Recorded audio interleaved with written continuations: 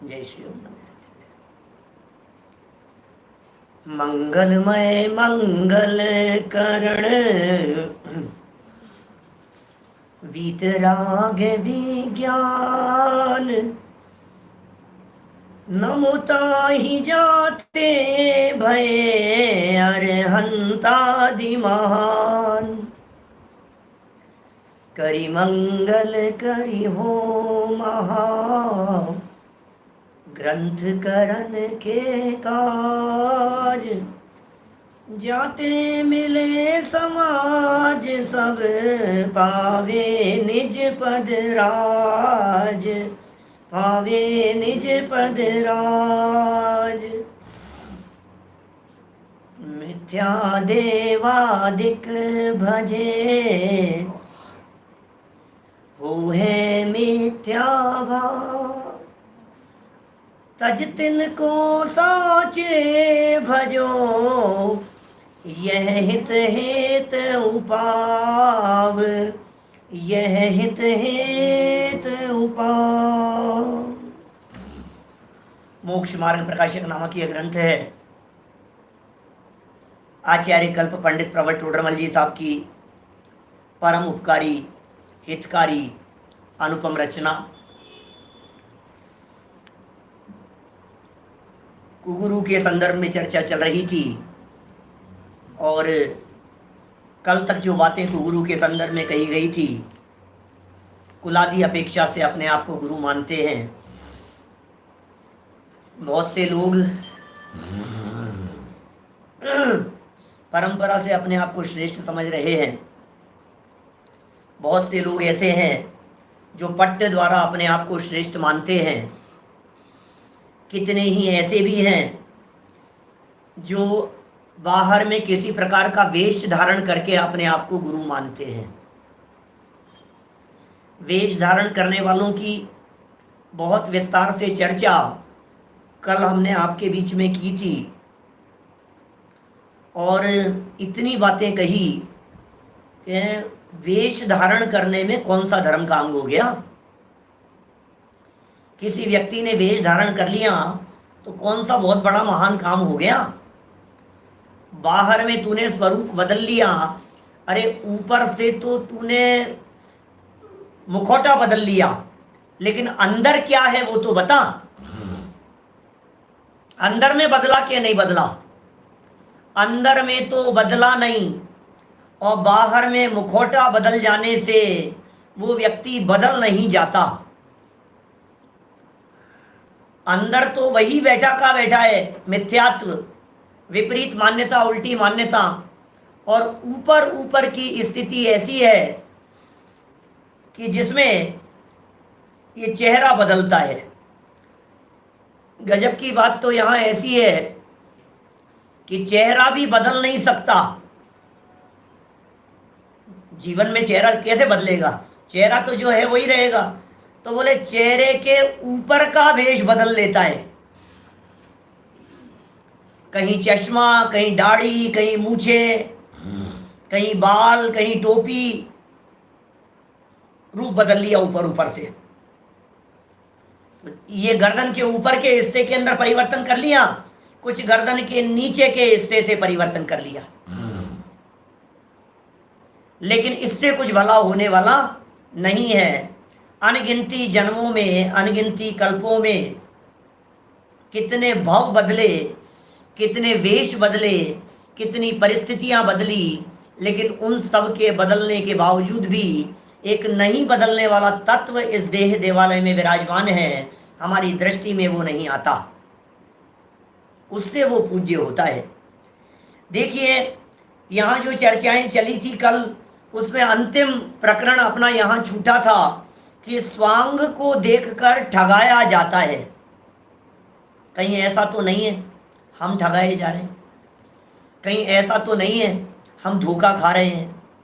कहीं ऐसा तो नहीं है कोई व्यक्ति ने हमें ठग लिया हो? सोचना जरा, क्योंकि दुनिया में ठग बहुत हैं, दुनिया में ठगने वाले बहुत हैं, और ये व्यक्ति वेश के माध्यम से ठगा जाता है। उपदेश सिद्धांत रत्नमाला जो भागचंद जी द्वारा लिखा गया एक ग्रंथ है, इस ग्रंथ की एक गाथा को प्रस्तुत करके यहाँ चर्चा कल हमने की थी, और अंतिम चरणों में थोड़ा सा रुक गए थे हम। रुक क्या गए थे, अटक गया था तो फिर वहीं छूट गया। वापस पढ़ते हैं गाथा। प्रकरण बहुत मार्मिक है, अपने लिए है कि हम कहीं ठगाए तो नहीं जा रहे हैं, धोखा नहीं खा जाएं, गलतफहमी में नहीं रह जाएं। जह कुविवेशार तो मुसिज्यमाणो विमर्णये हरिसम तैमेच्छ वेश मुसिया गयम पिणमुणन्ति धम्मणिहिम। अर्थ पढ़ लिया था इसका हमने। जैसे कोई वैश्यासक्त पुरुष धनादिक को ठगाते हुए भी हर्ष मानते हैं, उसी प्रकार मिथ्या वेश द्वारा ठगे गए जीव नष्ट होते हुए धर्म धन को नहीं जानते हैं। ये बहुत मार्मिक पंक्ति है, बहुत मार्मिक चित्रण किया है पंडित जी साहब ने। भाई धन चला जाए तो तुझे लगता है नुकसान हो गया, लेकिन ये तेरे से कह रहे हैं ये धर्म चला गया, ये तुझे नुकसान क्यों नहीं दिखाई दे रहा है? भव चला गया, ये तुझे नुकसान क्यों नहीं दिखाई दे रहा है? टाइम चला गया, ये तुझे नुकसान क्यों नहीं दिखाई दे रहा है? समय बीत गया, अवसर निकल गया, चांस निकल गया, जीवन मौत की तरफ बढ़ता चला जा रहा है, ये तुझे नुकसान क्यों नहीं दिखाई दे रहा है? वेस्ट ऑफ मनी तो दिखाई देती है, लेकिन वेस्ट ऑफ श्रद्धा, ज्ञान, चारित्र, मान्यता, अभिप्राय, ये क्यों नहीं दिखाई देता है? बोलो, ये कितना बड़ा नुकसान है, ये नुकसान हमारे को क्यों नहीं दिखता है? श्रद्धा के लुटेरे बहुत हैं। आपकी कहीं श्रद्धा तो नहीं लुट रही है, आपकी कहीं मान्यता तो नहीं लुट रही है, आपका कहीं अभिप्राय तो नहीं किसी और के साथ में अटक गया है। ये श्रद्धा के लुटेरे दुनिया में सबसे बड़े लुटेरे होते हैं, आप जानते हैं।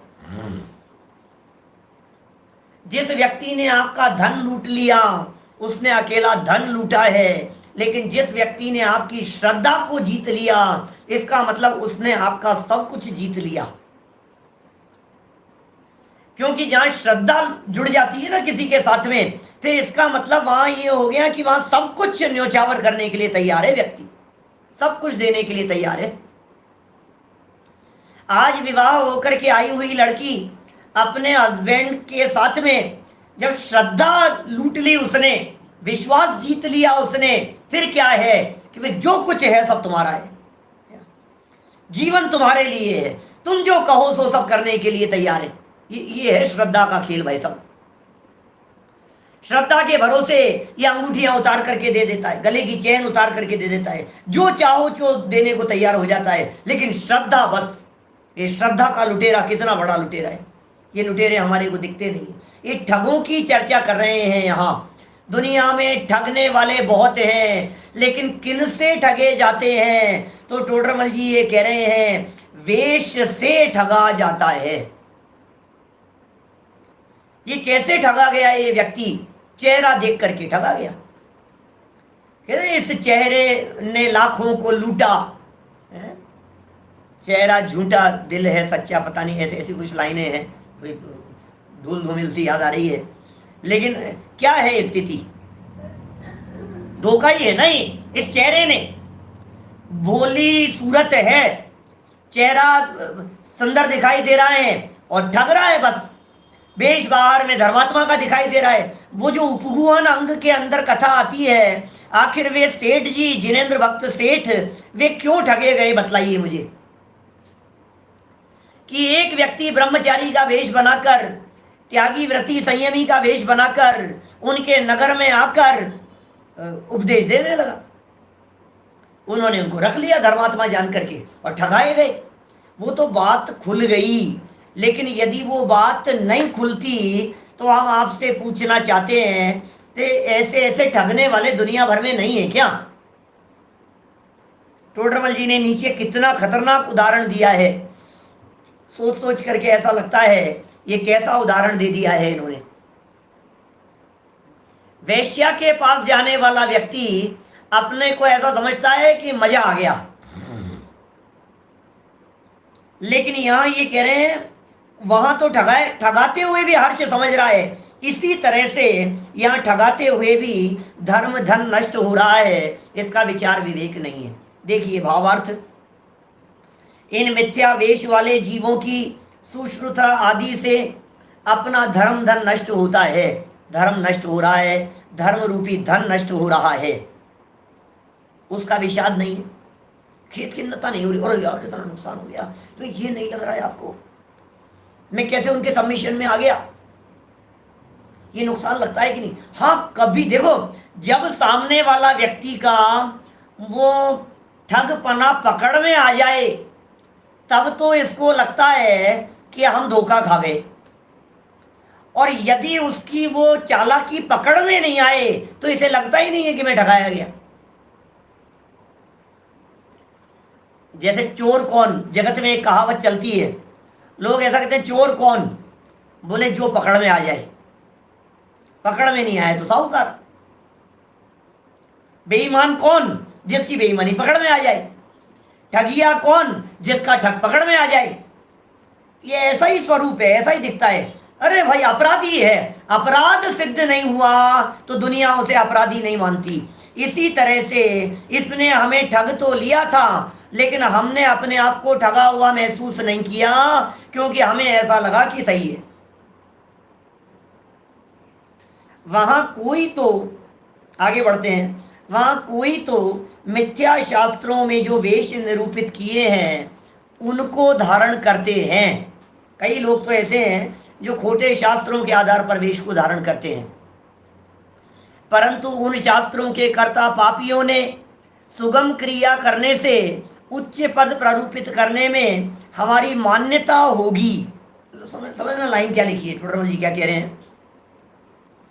पापी लोगों ने शास्त्र बना दिए, पापी लोगों ने खोटे खोटे शास्त्रों की रचना कर दी, और शास्त्रों की रचना में भी पीछे भी इस तरह की बात आई थी कि शास्त्रकर्ता का नाम लिख दिया, कोई बड़े बड़े नाम लिख दिए। जैसे मैंने एक दिन शायद कही थी महावीर वाणी, इसके नाम से आपको कई लेखकों की कई किताबें मिल जाएगी, महावीर वाणी।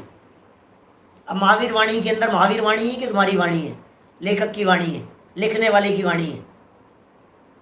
नाम तो लिख दिया महावीर वाणी, नाम तो लिख दिया कुंदकुंदाचार्य की वाणी, नाम तो रख दिया बड़ा, अपना नाम बड़ा रखवा लेता है और उस नाम से सोचता है कि चलने लगेगा। अब टोडरमल जी ये कह रहे हैं उन शास्त्रों को लिख करके उनमें सुगम धार्मिक क्रियाएं बना दी, और सुगम धार्मिक सरल क्रियाएं कि वे ऐसा करने से धर्म हो जाता है, ऐसा करने से धर्म हो जाता है। तो लोगों को क्या लगता है कि इससे लोग ज़्यादा फॉलोअर्स बढ़ेंगे। आप सरल बातें बतलाने लग जाओ तो फॉलोअर्स ज़्यादा बढ़ जाएंगे। आप जनरल बातें करने लग जाओ, अभी मान लीजिए मैं आप लोगों के बीच में घर गृहस्थी की चर्चाएं करने लग जाऊं, शास्त्र की चर्चा नहीं करके मैं आपके फैमिली प्रॉब्लम्स को सॉल्यूशन करने की बातें बतलाने लग जाऊं, तो फिर क्या होगा? हर व्यक्ति को चाहिए बच्चा कहना मानने लग जाए। बच्चे कहना क्यों नहीं मानते हैं, एक ऐसी हेडिंग से प्रवचन दिया जाए तो 2 दिन के अंदर 25-50 हजार लोग हो जाए, लाखों लोग देख ले एक आध दिन में ही। क्या हेडिंग क्या दिया आपने? बच्चे कैसे हमारे कंट्रोल में आवे। बोलो, परिवार में कैसे शांति रहे, हमारी घर गृहस्थी की बातें, हस्बैंड वाइफ के ऊपर कैसे कंट्रोल करे, वाइफ हस्बैंड के ऊपर कैसे कंट्रोल करे। बस ये थोड़ी बहुत जो बातें हैं ना, इन बातों को सारी दुनिया के लिए है, सब ये हिंदू मुसलमान जैन अजैन सबके ऊपर लागू होती है ये बातें, तो फिर जन सामान्य के लिए हो जाती है। तो ये कहता है ऐसी बातें करो कि यार आपके जैनियों का जो आचरण है ना ये थोड़ा सा कठोर है, बहुत कठोर आचरण है, थोड़ी सी फ्लेक्सिबिलिटी होनी चाहिए। अब ये खान पीन की चर्चाओं को थोड़ा सा कम कर दो। ये ज़्यादा जो सूक्ष्म बातें, मैं सच्ची घटना कह रहा हूँ, मुझसे कही एक बुलाने वालों ने, व्याख्यान के लिए मुझे बुलाया, भरी सभा में आयोजन था, बड़ा आयोजन था, और मुझे बुलाया तो आयोजकों ने मुझसे ये कह दी, अपने मुमुक्षु समाज की बात नहीं है पंडित जी, 5-7 दिन आप पढ़ाएंगे यहाँ, आपके प्रवचन व्याख्यान कक्षाएं होगी, लेकिन आप है ना ये तत्व की बात मत करना। क्या सच्ची घटना है, लगभग 20 साल पुरानी घटना होगी, 22 साल पुरानी घटना। तत्व की बात मत करना आप। क्या होता है तत्व से? जीव अजीव ये जान भी लेंगे तो क्या होगा? जीव पुद्गल धर्म अधर्म आकाश काल जान भी लेंगे तो क्या होगा, इससे क्या हो जाएगा? आप तो ये बताओ पूजन कैसे करें? आप तो ये बताओ अर्घ ऐसे चढ़ाएं कि ऐसे चढ़ाएं कि ऐसे करें, हैं ये 2 उंगलियों से चढ़ाएं कि इससे करें कि हाथ इसके टच नहीं हुई? ये तो ज्ञान की बातें हैं थोड़ी सी। सोचो आप लोगों की सोच कैसी। बाहरी क्रिया और क्रिया की चर्चाओं को सारी दुनिया में रस दिखाई देता है। ये बता दो पूजन कैसे की जाती है पंडित जी? पहले कौन सी पूजन करनी चाहिए, बाद में कौन सी करनी चाहिए? कम से कम पूजन करना तो आ जाए हमारे को। माला के बारे में बता दो, किसी जाप के बारे में बतला दो, कुछ ये बतला दो, ये बातें तो आप बतला दो हमारे को, तब तो चलेगा। तत्व नहीं। अरे भाई जगत भोला है, ये कह रहे हैं पापियों के माध्यम से सुगम क्रियाएं और उच्च पद प्ररूपित करने में ऐसा लगता है कि हमारी मान्यता आगे बढ़ने लग जाएगी। कैसी कैसी क्रिया, अन्य मतों में तो इतना मिश्रण दिखाई देता है। एक तरफ तो कहते हैं रात्रि भोजन करना, अरे रात्रि में एक अन्न का दाना भी खाए, मार्कंडेय पुराण वगैरह में इस तरह के कथन है बहुत, कि एक बूंद भी यदि रात को पानी की पीवे तो खून पीने के बराबर है, ऐसे वचन है उनके यहां। लेकिन अब अपनी परंपरा चलाने के लिए कहते हैं भैया चांद देख करके खाओ, बोलो भैया ऐसा करके करो, तो लोगों को लगने लगता है ये बहुत अच्छा धर्म है यार, खाओ पियो और मौज करो। ये कितना सरल धर्म है। बहुत सारे लोग आत्मा तो शुद्ध है भाई, मतलब आप तो शुद्ध आत्मा की बातें करो, आप तो शुद्ध आत्मा की चर्चाएं करो। असली धर्म तो ये है पंडित जी, आप तो शुद्ध आत्मा की बातें बतलाओ, ये कठोर आचरण की बातें मत बतलाओ। अरे भाई साहब सुनो तो सही, असली धर्म तो शुद्ध आत्मा की ही बातें है, लेकिन वो शुद्ध आत्मा की जो चर्चाएं हैं, वो वस्तु स्वरूप और वेद विज्ञान की जो बातें हैं, ये बातें सदाचार रूपी पात्रता के बिना टिकती नहीं है। इसलिए बाहर में सदाचार रूपी पात्रता चाहिए, उस पात्रता के बिना ये मूल माल कैसे टिकेगा बताओ? असली माल तेरे को टिकाना है ना, ये कहाँ आएगा? उसके लिए जरूरत है। तो ये कह रहे हैं ऐसे वेशधारी बहुत हैं, हमारी मान्यता चलेगी, वह अन्य बहुत जीव इस मार्ग में लग जाएंगे। थोड़ा सा छूट दे दो आप ये बतलाने लग जाओ भैया अपने धर्म के अंदर थोड़ा सा हम आलू खाने की छूट देते हैं, छूट देते हैं, ऐसा स्पष्ट कहो तो लोग आपको सुनना चालू कर देंगे। हाँ, और जैन धर्म के नाम पर और आचार्यों का प्रमाण दे करके और ये कह करके कि श्रावक तो खा सकता है भैया, क्योंकि श्रावक त्रस हिंसा का त्यागी होता है, एक इंद्रिय जीव की हिंसा का त्यागी होता नहीं है। आलू में एक इंद्रिय जीव होते हैं तो खा सकते हो। उरो यार क्या गजब की बात कही पंडित जी आज तो आपने, सब समझ में आ रही है बात? पॉइंट समझ रहे हैं कि आप मैं क्या कहना चाह रहा हूं? प्रमाण दे रहा है शास्त्र का, बात समझा रहा है शास्त्र के आधार से। जो हमारी शाम को पुरुषार्थ सिद्धि उपाय में चर्चा चलती है ना, माने वो बात तो कह रहा है शास्त्र की, आगम की बात कह रहा है, और कह रहा है त्रस जीवों की हिंसा का पाप बढ़ाएं, अष्टमूल गुणों का पालन करो, और अष्टमूल गुणों के पालन में मध्य मांस मधु का त्याग है और पंच उदंबर फलों का त्याग है। और इनकी विशेष रूप से चर्चा इसलिए की है क्योंकि इनमें त्रस जीवों की हिंसा होती है। तो श्रावक के लिए कहा, अणुव्रती जो श्रावक है उसके लिए क्या कहा? त्रस हिंसा को त्याग। ये श्रावकों की चर्या है, त्रस हिंसा का त्यागी होता है। तो फिर एक व्यक्ति पूछता है कि पंडित जी बतलाओ, आलू में त्रस जीव होते हैं या स्थावर जीव होते हैं? जमीकंद में त्रस जीव होते हैं या स्थावर जीव होते हैं? ये स्थावर होते हैं। अच्छा स्थावर होते हैं, तो श्रावक स्थावर हिंसा का तो त्यागी नहीं होता। अब कोई वक्ता इस बात को वेश बनाकर प्ररूपित करने लगे तो सामने वाले ठगाए जाएंगे कि नहीं बोलो? और सुगम धर्म दिखेगा कि नहीं दिखेगा? जो खाने पीने वाले लोग हैं वो ऐसे पंडित जी की बात को सुनेंगे कि नहीं सुनेंगे? लोग यार ये पंडित, और सही बात कह रहे हैं साहब, शास्त्र में लिखा है और शास्त्र बतलाया है उन्होंने, तो भैया ठगाया जा रहा है, ये कह रहे हैं यहाँ पे। देखो हमारी मान्यता होगी, अन्य बहुत से जीव इस मार्ग में लग जाएंगे, इस अभिप्राय से मिथ्या उपदेश दिया है। उसकी परंपरा से विचार रहित जीव, परंपरा से विचार रहित जीव इतना भी विचार नहीं करते कि सुगम क्रिया से उच्च पद होना बतलाते हैं। तो यहाँ कुछ दगा है, धोखा है, ठगाया जाने की संभावना है। क्या कह रहे हैं? तो यहाँ कुछ दगा है, भ्रम से उनके कहे हुए मार्ग में प्रवर्तते हैं। ओ, भ्रम से उनके मार्ग के अंदर प्रवर्त रहे हैं। देखो आगे तो ये और नामों की चर्चा कर रहे हैं टोडरमल जी साहब, ठगने वाले लोगों की कितनी प्रकार की बातें हो सकती है। तथा कोई शास्त्रों में तो कठिन मार्ग निरूपित किया है, वह तो सदेगा नहीं। शास्त्रों के अंदर बहुत कठिन कठिन मार्ग बतलाया है, वो तो सदेगा धराए बिना लोग मानेंगे नहीं। ये ठगिया लोगों के पास में प्रॉब्लम है। हमें दुनिया को बेवकूफ बनाना है। कोई व्यक्ति ऐसा सोच रहा है, मुझे दुनिया को बेवकूफ बनाना है। अब मैं बेवकूफ बनाऊं तो दो प्रॉब्लम है। एक प्रॉब्लम तो ये है कि यार मेरा नाम ऊंचा नहीं है।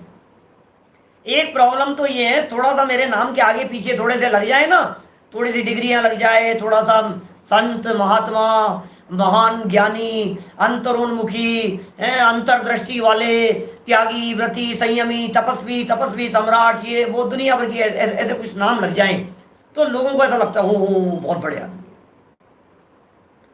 माने इस तरह की बात सोचता है। बोले ये मेरे पास में नहीं है, सीधा सीधा सा नाम है डॉक्टर संजीव कुमार गोदा। अब इसमें कोई व्यक्ति पूछता ही नहीं है यार, इसमें कोई लगता ही नहीं है कि कोई महात्मा जैसी बात दिखती ही नहीं है। तो एक बात तो ये हो गई। दूसरी बात ये कहता है कि कोई बात नहीं, नाम में क्या रखा है, आचरण अच्छा करो। तो ये सोचता है यार इतना कठोर आचरण है, ये तो मेरे से हो नहीं पाएगा। दो बातें हो गई, एक तो मेरे से कठोर आचरण नहीं हो सकता, दूसरा मेरा नाम नहीं है। तो क्या करता है ये, अपने मति अनुसार अपनी धारणा अनुसार एक तो शास्त्रों को बदलने का प्रयास करता है और दूसरा अपने नाम के आगे पीछे कुछ जोड़ने की कोशिश करता है। सो मिथ्या भ्रांतियां हैं। देखिए, तथा कोई शास्त्रों में तो कठिन मार्ग निरूपित किया है, वह तो सदेगा नहीं, मेरे से साधा नहीं जाएगा। कठिन मार्ग, मुनि धर्म बहुत कठिन है। जैन धर्म में त्याग साधना, क्योंकि गुरुओं के प्ररूपण की चर्चा चल रही है ना भाई, ये चर्चा सम्यक दृष्टियों की नहीं चल रही है। ये सम्यक दृष्टि, ये चर्चा देव शास्त्र गुरु में जो गुरु है उनके स्वरूप के संदर्भ में चल रही है। तो गुरुपना क्या होता है, वीतरागी दिगंबर संतपना क्या होता है? बोले वो तो बहुत कठिन मार्ग है, वो तो सदेगा नहीं, और अपना ऊंचा नाम धराए बिना लोग मानेंगे नहीं। क्या करें, लोग भी नहीं मानेंगे इसके बिना। इस अभिप्राय से यति नाम रख लिया, यति संजीव कुमार, ऐसा मुनि संजीव कुमार, आचार्य संजीव कुमार।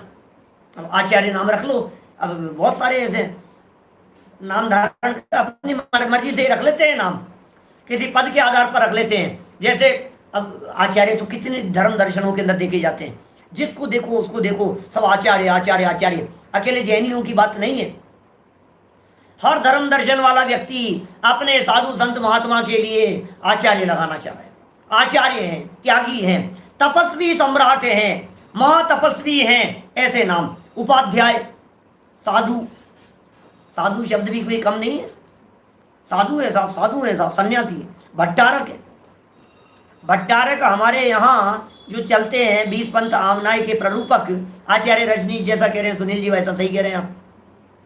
आचार्य रजनीश हैं, आचार्य रामचंद्र शुक्ल हैं, वो तो सब हिंदी साहित्य वाले आचार्य हैं। लेकिन जो लोग इसके आधार पर लूटने का प्रयास कर रहे हैं वे सब ठगियां हैं। भट्टारकवाद बहुत चरम सीमा पर था टोडरमल जी के समय में। हमारे जयपुर में भी भट्टारक जी की नशियां, भट्टारकों की गद्दी हुआ करती थी। सांगानेर में भट्टारकों की गद्दियां थी, बाकायदा पट्टाधीश जैसे हुआ करते थे। इनके बाद में इन्होंने इनको पद दे दिया। अब इस गद्दी के अधिकारी कौन है कि ये, और मंत्र तंत्र करते थे, बहुत साधनाएं होती थी, सिद्धियां बहुत हुआ करती थी, अधिकार हुआ करता था, वर्चस्व हुआ करता था, टोना टोटका करते थे, और सोना चांदी हीरे जवाहरात गहरे गहने बहुत होते थे उनके पास में सब। और वेश जो धारण करते थे वे वेश धारण करते थे, ये भगवान वेश धारण करते थे। आज भी जिस तरह का वेश दिखाई देता है। तो सन्यासी, योगी, तपस्वी, नग्न 108 लगाने लगे। 1008, अरे 108 तो छोटा कह दिया मैंने, 108 में छोटा लगता है, 108 में तो ऐसा लगता है छोटे से है क्या। 1008, सुनो आप जानते हैं 1008 किसके आगे लगाया जाता है? 1008 बाहुबली भगवान नहीं लगता है। माफ करना, लेकिन एक बार गंभीर बात आप लोगों के समझ में आए वस्तु स्थिति क्या है। भरत भगवान के आगे 1008 नहीं लगेगा, राम भगवान के आगे 1008 नहीं लगेगा, पांडव जो भगवान बने उनके आगे 1008 नहीं लगेगा, जम्बू स्वामी जो भगवान हो गए उनके आगे 1008 नहीं लगेगा। ये 1008 शब्द का प्रयोग तीर्थंकरों के साथ में किया जाता है, सामान्य अरंतों के साथ में भी नहीं होता, सामान्य मोक्षजानों के साथ में भी नहीं होता। क्या सिर्फ और सिर्फ तीर्थंकरों के साथ में प्रयोग किया जाता है 1008 शब्द का प्रयोग। इसके अलावा उनके 1008 से जुड़ी हुई चार बातें थी, 1008 से जुड़ी हुई प्रसंग आ गया है, इसलिए 1 मिनट लगेगी, बता देता हूं। जन्म के समय 1008 नेत्रों से देखता है, जन्म के समय सौधर्मेंद्र 1008 कलशों से जन्माभिषेक करता है मेरू पर्वत पर ले जाकर। केवल ज्ञान हो जाने पर, अरंत दशा हो जाने पर 1008 नामों से स्तुति करता है। मालूम है आपको, शरीर में 1008 लक्षण और चिन्ह उनके होते हैं, 900 सामान्य है और 108 विशेष। 4 हेतु हैं जिनकी वजह से 1008 तीर्थंकरों के साथ में लगाया जाता है। अब ये हर कोई किसी के साथ में लगाने लग गया। मुनिराजों के साथ में 108 लगता है, 108 लगता है। आर्यिकाओं के साथ में 105 लगता है। क्या आर्यिकाओं के साथ में 105 लगेगा? क्योंकि मुनिराजों के आगे जो 108 लगता है, मुनिराजों के 108 प्रकार के गुण होते हैं। जितने गुण है ना, ये सब जो दिखाई देते हैं, इन सारे गुणों को आप टोटल करो। 5 महाव्रत, 5 समिति, 5 इंद्रिय विजय, 6 आवश्यक, 7 शेष गुण, 12 तप, 10 धर्म, 5 आचार, 22 परिचय, 3 गुप्ती, ये जितने भी आपको दिखते हैं मुनि जीवन संबंधी, इन सब बातों का यदि आप टोटल करते हैं तो इनका टोटल आता है 108, 108 आता है इनका टोटल। ये सब मुनिराजों के जीवन में होती हैं। 22 प्रकार के परिचयों को भी सहेंगे, 10 लक्षण धर्म भी उनके जीवन में मुनिराजों की मुख्यता से होते हैं, तो 22 और 10 32 हो गए। फिर इसी तरह से 12 प्रकार के तप होते हैं, 32 और 2 34 और 2 44 हो गए हैं। फिर 28 मूल गुण कहे हैं वो अलग, 3 गुप्ती कही हैं वो अलग, ये सब 5 आचार कहे, पंचाचार कहे हैं वो अलग। तो सबका जब टोटल करते हैं तो 108 होता है मुनिराजों के जीवन में। 7 शेष गुणों को भी मिला लीजिए। अब आर्यिकाओं के आगे लगता है 105। उनमें मतलब 108 में से 3 कम हो गए हैं आर्यिकाओं के। वो 3 कौन कौन से कम हो गए? बोले एक तो मुनिराज खड़े खड़े आहार लेते हैं, इसलिए 108 में खड़े खड़े आहार भी हो गया ना, 7 शेष गुणों में शामिल है। तो आर्यिकाएं खड़े खड़े आहार नहीं लेती, बैठ करके लेती है। एक लक्षण, एक कम हो गया। फिर दूसरा कम हो गया, नग्नता नहीं होती। समझ में आ रही है बात? नग्नता नहीं हो सकती, स्त्रियों के नग्नता नहीं है, और मुनिराज के नग्नताएं मूल गुणों में, तो दूसरा ये कम हो गया। और तीसरा कम होता है, मुनिराज अस्नान गुण के धारी हैं। अस्नान है मुनिराज के, स्नान का त्याग है, और स्त्रियों के स्नान का त्याग हो नहीं सकता। आर्यिकाओं के नहाना ही पड़ेगा उनको। तो विशेष प्रकार की परिस्थितियों के अंदर तो महीने में 3-4 दिन तो ऐसी परिस्थितियां बनेगी, तो स्नान मूल गुण के धारी नहीं है वो। ये 3 कम हो गए उनके जीवन में। तो 108 में से 3 कम होने से 105 शब्द का प्रयोग होता है आर्यिकाओं के लिए। अब ये पता ही नहीं है किसके लिए क्या लगाया जाता है, किसके लिए किसका प्रयोग किया जाता है। जचे जहां अपना नाम ऊंचा करने के लिए अपने नाम के आगे पीछे कुछ ना कुछ लगाना चाहता है। शास्त्री, आचार्य, ये वो दुनिया भर के पुछलने लगाने की कोशिश करता है। संजीव कुमार गोधा MA PhD ये वो दुनिया भर की डिग्रियां और चाहता है आगे, ये डिग्री ये डिग्री ये डिग्री लगा रहा है अपने नाम के आगे, और डिग्री लगा लगा करके मैं थोड़ा सा बड़ा हो गया, तुम्हें थोड़े से नाम में लगता है ना थोड़ा सा बड़ा। ए भाई तू कहाँ उलझ रहा है? इन डिग्रियों में कहाँ उलझा हुआ है? दुनिया में बहुत लोग ऐसे हैं जो 50-50 डिग्रियों के धारी है। 20-20 डिग्रियों के धारी वालों के तो नाम कई दिखते हैं मेरे को, जिनके पास में 20-20 डिग्रियां हैं। कहाँ तक बताएं? चलिए, बात तो यहाँ क्या हो गई, आचारों को साध नहीं सकते, नाम ऊंचा रखा लिया इन्होंने। क्या आचारों को साध नहीं सकते, इसलिए इच्छानुसार नाना वेश बनाते हैं, तथा कितने ही अपनी इच्छानुसार ही नवीन नाम धारण करते हैं और इच्छानुसार ही वेश बनाते हैं। क्या इच्छानुसार ही वेश बनाते हैं नवीन नाम धारण करके? आप 108 के बारे में पूछ रहे हो, बता दिया है मैंने, या तो रिकॉर्डिंग को पीछे करके सुन लेना बाद में, नहीं तो नीचे जो डिस्क्रिप्शन आता है ना प्रवचन खत्म हो जाने के बाद, हम उसमें टोटल करके आपको लिख देंगे। तो लेकिन आपको दोबारा प्रवचन चला करके जब खत्म हो जाए उसके बाद में शाम तक या कल तक इस प्रवचन को दोबारा देखेंगे तो आपको डिस्क्रिप्शन में 108 किस प्रकार से होते हैं वो हम बतला देंगे। इनके भी वही हैं, शुल्लक के भी 105 वही हैं, ठीक है ना। ये 3 प्रकार के कम हो जाते हैं, जैसे आरिकाओं के लिए कम कहे गए हैं। कर पात्र में आहार लेने का नियम नहीं है।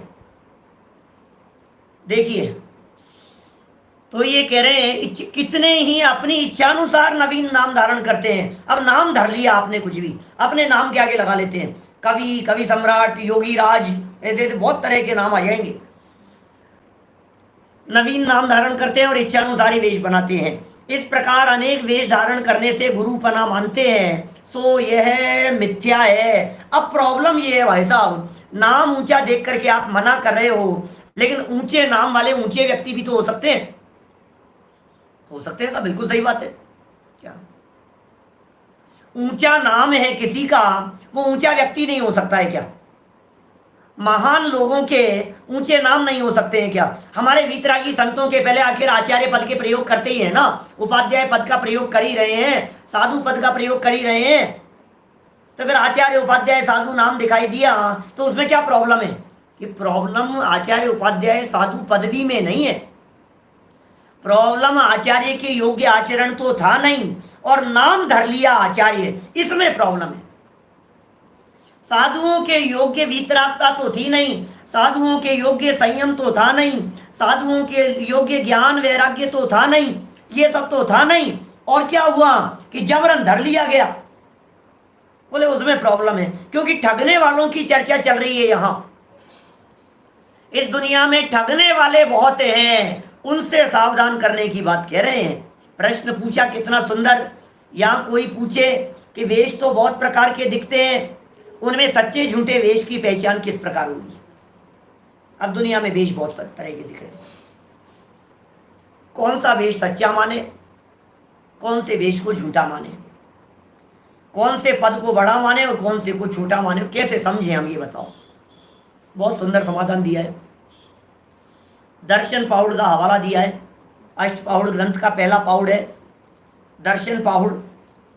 ये लिख रहे हैं, जिन वेशों में विषय कषाय का किंचित लगाव नहीं है वे वेश सच्चे हैं। ये कसौटी है भाई साहब, हमारे वीतरागी संतों की ये कसौटी है, हमारे महामुनिराजों की ये कसौटी है, हमारे ज्ञानी धर्मात्मा जो पूज्य पुरुष हैं उनकी ये कसौटी लगा दी इन्होंने। यहाँ विषय कषाय का किंचित लगाव नहीं है, वे वेश सच्चे हैं। विषयों की आशा नहीं जिनके, सामने भाव धन रखते हैं, जगत से लाग लपेट नहीं है जिनको, मान यश प्रतिष्ठा लोभ लालच, धन नहीं, धन की चाह नहीं है, पैसे की चाह नहीं है, प्रतिष्ठा की चाह नहीं है, मान सम्मान की चाह नहीं है, नाम की चाह नहीं है, अपने नाम के लिए मरे नहीं जा रहे हैं। आप समझिए, कोशिश की, देखिए आप जरा इस चीज को, आप गहराई से इस बात को टटोलने की कोशिश करेंगे तो आपको लगेगा कि हाँ भाई साहब ये सच्चे। एक तो विषय कषाय में फंसे हुए लोग दिखाई दे रहे हैं। अरे यार, जिसने आत्मा का रस चख लिया हो उसे विषयों का रस नहीं आता है। अंदर में जिसने आत्म तत्व के अतीन्द्रिय आनंद रस को चख लिया हो, अब उसके रस नीरस हो जात तत्क्षण, अक्ष विषय न सुहावे, जब निज आत्म अनुभव आवे। आत्मा का अनुभव आएगा, अब पैसे का रस नहीं आएगा। आत्मा का अनुभव आएगा, अब भोगों का रस नहीं आएगा। आत्मा का रस आएगा तो स्त्रियों में रस नहीं दिखाई देगा। आत्मा का रस आएगा तो धन वैभव परिग्रह संपदा इनमें रस नहीं दिखाई देगा। अरे आत्मा का रस आएगा तो लोग जय जयकार कर रहे हैं, इस बात में रस नहीं दिखाई देता है। और कितने लोग जय जयकार कर रहे हैं, कितने लोग पूछते हैं, कितने लोग चरणों में आकर के पढ़ते हैं, भीड़ लगी रहती है। भाई ये महानता का आधार नहीं है। भीड़ यदि महानता का आधार हो, ज्यादा लंबी भीड़ और ज्यादा लोग यदि महानता का आधार बन जाएंगे तो फिर भीड़ तो खेल दिखाने वालों की भी बहुत होती है। भीड़ तो सिनेमा घरों में भी बहुत लगती है। भीड़ तो सर्कस दिखाने वालों के भी बहुत लगती है। भीड़ तो राजनेताओं के भी बहुत लगती है। भीड़ तो फिल्म स्टार लोगों के यहाँ भी बहुत लगती है। भीड़ तो धोखा देने बहुत जगह है सारी दुनिया में। भीड़ से महानता का संबंध नहीं है, पब्लिक से महानता का संबंध नहीं है। कितने लोग इनके अनुयायी हैं, क्या नितिन भाई? कितने लोग इनको मानते हैं, कितने लोग इनको फॉलो करते हैं। और ऐसी ऐसी बातें करता, आपको मालूम है मेरे कितने फॉलोअर्स हैं? क्या फेसबुक पर मुझे इतने लोग फॉलो करते हैं, ये ट्विटर पे इतने लोग मुझे फॉलो करते हैं, यूट्यूब पर इतने लोग मुझे फॉलो करते हैं, जूम पर, इस पर, इंस्टाग्राम पर, समझता नहीं, बहुत सारी टेक्नोलॉजी, बहुत तरह की चीजें हैं। किन किन चीजों के ऊपर इतने लोग मुझे फॉलो करते हैं? आपको पता है मेरे नाम से दुनिया उमड़ती है। वाह भाई वाह, ठीक है। तो इसी में मजा मानता रहे, इसमें मुझे मजा आ रहा है, इसमें मुझे मजा आ रहा है। अरे किस चीज में मजा आ रहा है? आत्मा का मजा नहीं है, ये इस बात की गारंटी है जिग्नेश भाई।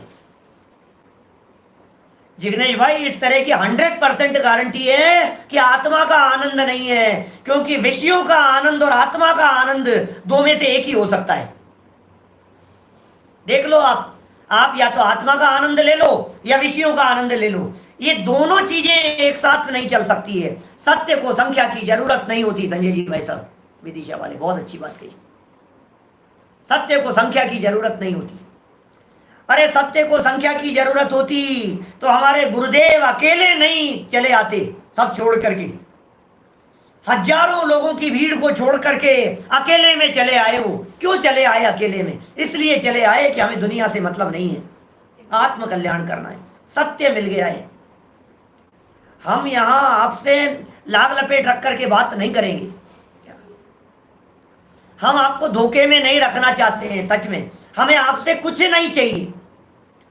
हमें आपसे कोई पैसा नहीं चाहिए, रुपये नहीं चाहिए, नाम नहीं चाहिए, आपकी कोई, हमारे कोई अनुयायी बढ़े, हमें कुछ नहीं चाहिए।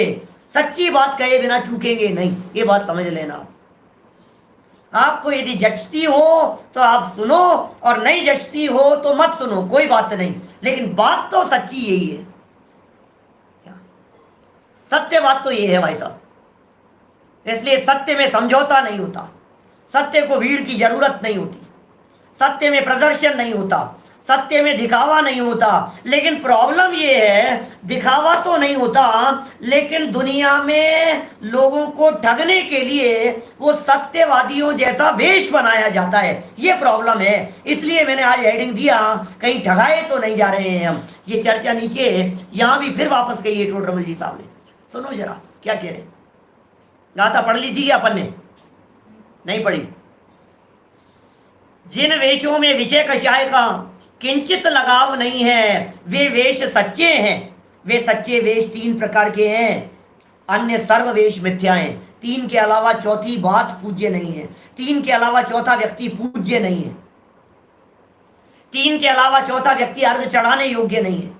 3 के अलावा चौथा व्यक्ति अनुसरण कर, मतलब कितनी गजब की बात कह रहे हैं ये। और ये टोडरमल जी जानते थे मैं कहूंगा तो कौन मानेगा, इसलिए टोडरमल जी ने कहा भाई कुंद कुंदाचार्य कह रहे हैं, मेरे कहने से मत मान, तू ये बता तू कुंद कुंदाचार्य को गुरु मानता? अरे साहब कुंद कुंदाचार्य को कौन नहीं मानेगा। मंगलम कुंद कुंदाद्यो जैन धर्मोस्तु मंगलम। भगवान महावीर स्वामी और गौतम गणधर के बाद जिन कुंदकुंदाचार्य को याद किया जाता है वे कुंदकुंदाचार्य कह रहे हैं, षट पाहुड़ में कुंदकुंदाचार्य देव ने लिखा। ये षट पाहुड़ में 6 पाहुड़ थे और श्रुत सागर सूरी ने इनकी टीका लिखी षट पाहुड़ की। बाद में 2 पाहुड़ और प्राप्त हुए और वो 2 और उनके साथ में जोड़ करके ये अष्ट पाहुड़ बने। पाहुड़ माने होता है ग्रंथ, अष्ट माने होता है 8, षट माने होता है 6 और पाहुड़ माने ग्रंथ। समय पाहुड़, समय प्राव्रत वो ग्रंथ है, वो समय पाहुड़। नियम पाहुड़ वो नियम सार ग्रंथ है। ख्याल में आ रही है बात? तो कुंदकुंदाचार्य देव ने 84 पाहुड़ लिखे थे। कही थी कि मैंने कुछ दिन पहले, पता नहीं कहाँ कही मैंने, आप लोगों के बीच में कही होगी। 84 पाहुड़ लिखे थे कुंदकुंदाचार्य देव ने। जो 84 पाहुड़ लिखे थे उनमें से 13 पाहुड़ उपलब्ध हैं हमारे पास, ज्यादा मिलते नहीं। 8 पाहुड़ तो ये अष्ट पाहुड़, अब बाकी परमागम और जो 4 बच गए हैं वे, और वारसाणुवेग का मिलता है, उनका ही लिखा हुआ है, ऐसा कहा जाता है। तो इतने मिलते हैं हमारे को। अब ये षट पाहुड़ में कुंदकुंदाचार्य देव ने कहा, दर्शन पाहुड़ की 18 नंबर की गाथा है, मूल ग्रंथ में देखिएगा। एगम जिणस्य रूवम विधियम उकिठ सावयाणम तू अवरठियाण तय्यम चौथ पुणलिंग दंसणम नथी। क्या कह रहे हैं? क्या गजब बात कही है? एकम जिणस्य रूपम, एक जिनेन्द्र का रूप। मैं अभी गाथा का अर्थ नहीं कर रहा हूं, नीचे से पढ़ता हूं सीधा, क्योंकि मेरे पास घड़ी दिख रही है, समय सीमित है हमारे पास में, नहीं तो फिर ये पैराग्राफ रह जाएगा, अधूरा छूट जाएगा।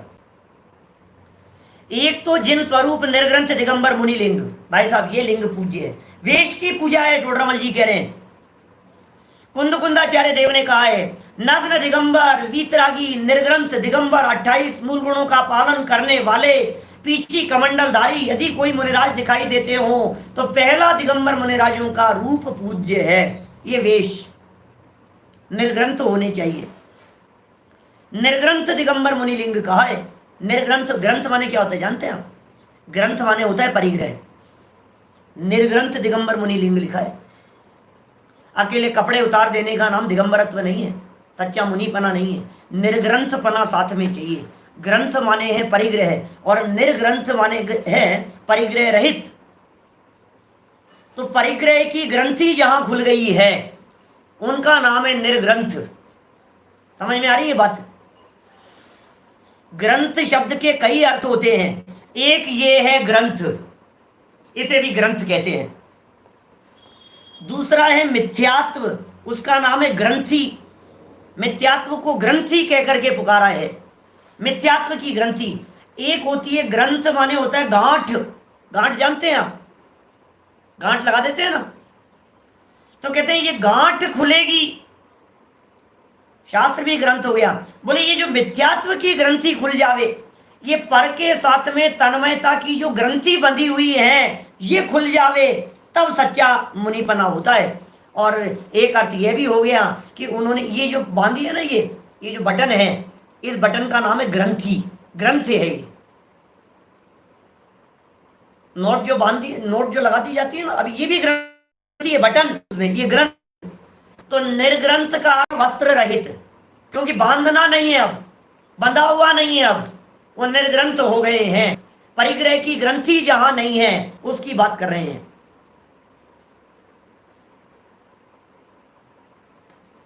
टोडरमल जी के समय में कोई इस तरह के निर्ग्रंथ वेशधारी ठगिया नहीं थे।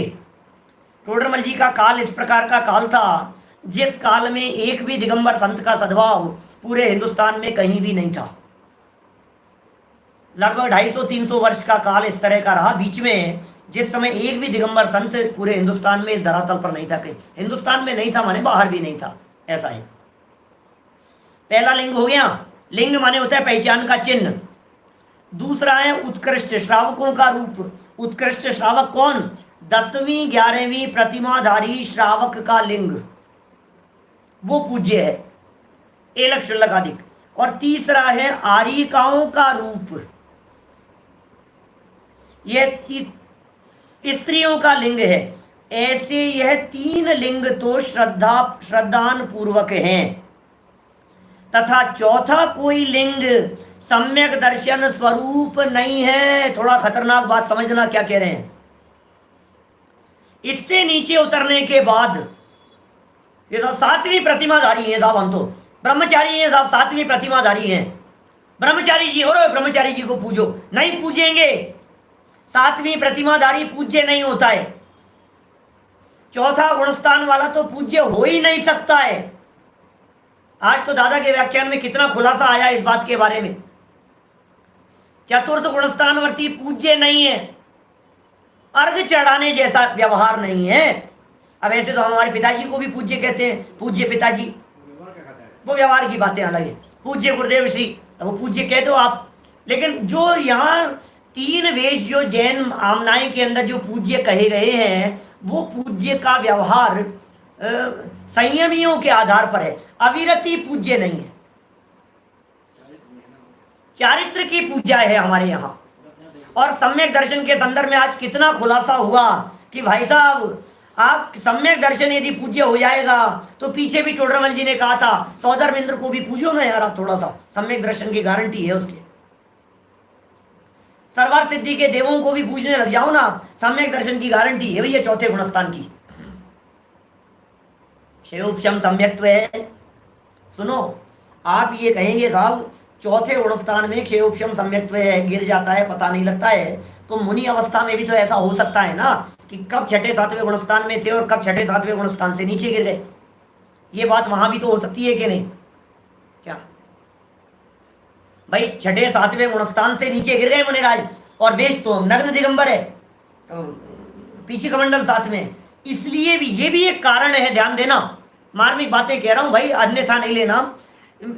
ये भी एक कारण है कि किसी भी मुनिराज की व्यक्तिगत नाम से पूजा का प्रचलन हमारे यहाँ दिगंबर परंपरा में, जैन परंपरा, व्यक्तिगत हमने मुनिराज के नाम से पूजा बना दी, ये प्रचलन नहीं था। हमारे यहाँ तो देव शास्त्र गुरु की पूजा है।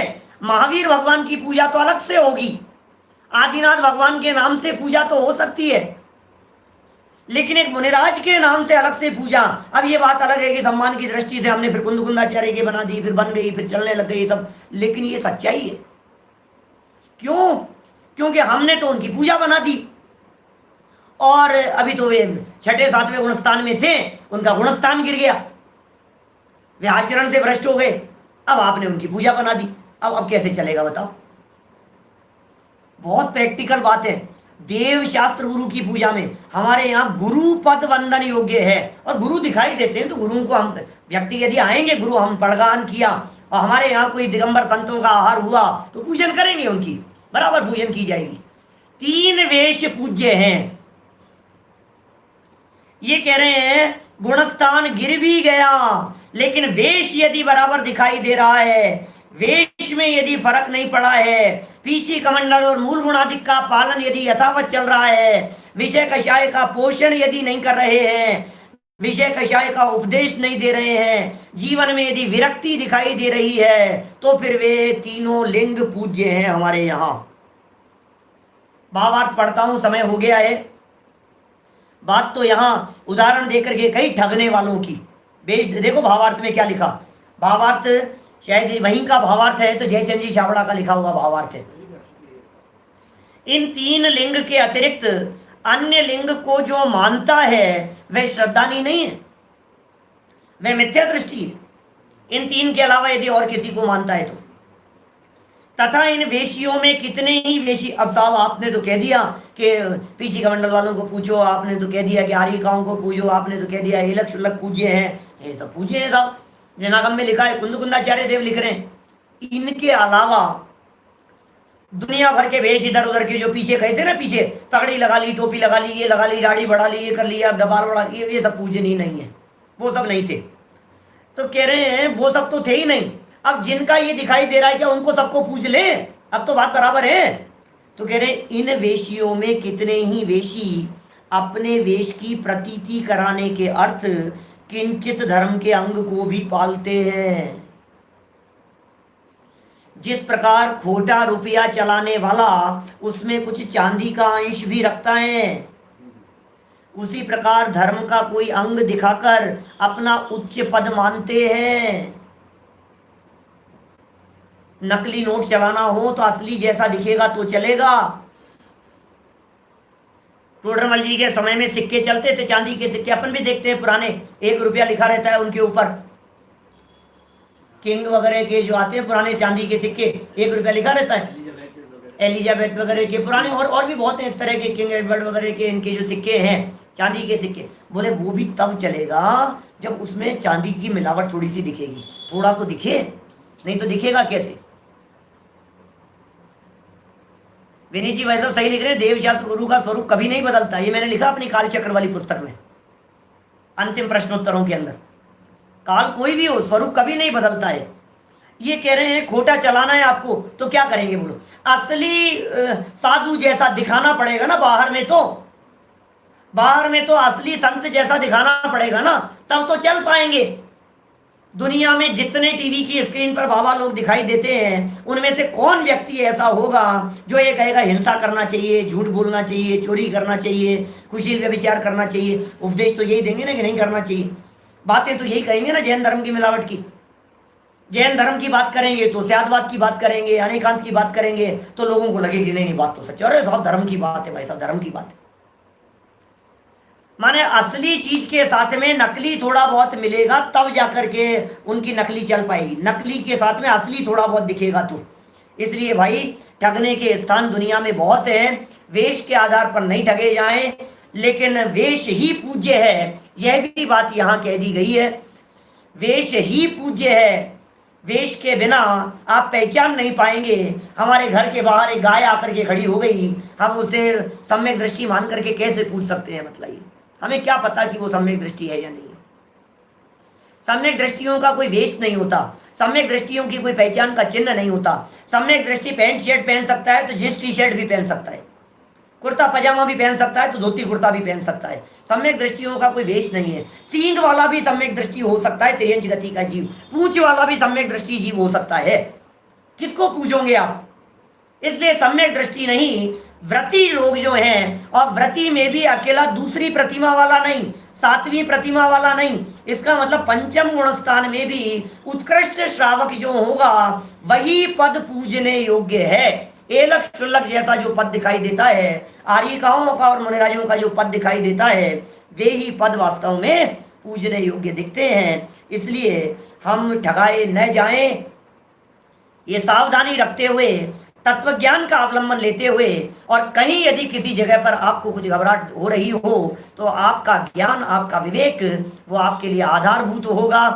सच्ची बात तो यह है, वेद विज्ञान करके, आत्मोन्मुखी वृत्ति रख करके, चलिए कोई बात नहीं, कल बात को आगे बढ़ाएंगे। अभी की बात को यहीं विराम देते हैं हम लोग, थोड़ा सा व्यवधान भी हो गया था, कोई बात नहीं है। ये जिनवाणी माता हमारे को मिल गई है, हमारे महाभाग्य से। हम सभी जिनवाणी माता का अवलंबन लेते हुए अपने जीवन को सफल सार्थक करें, इसी भावना से बात को विराम देते हैं। निज निधि निज में बताई, यह अनंत उपकार है, उसके लिए जिनवाणी माँ को वंदना शत बार है, वंदना शत बार है। नमो प्रणम, नमो हरियंताणम, नमो सताम।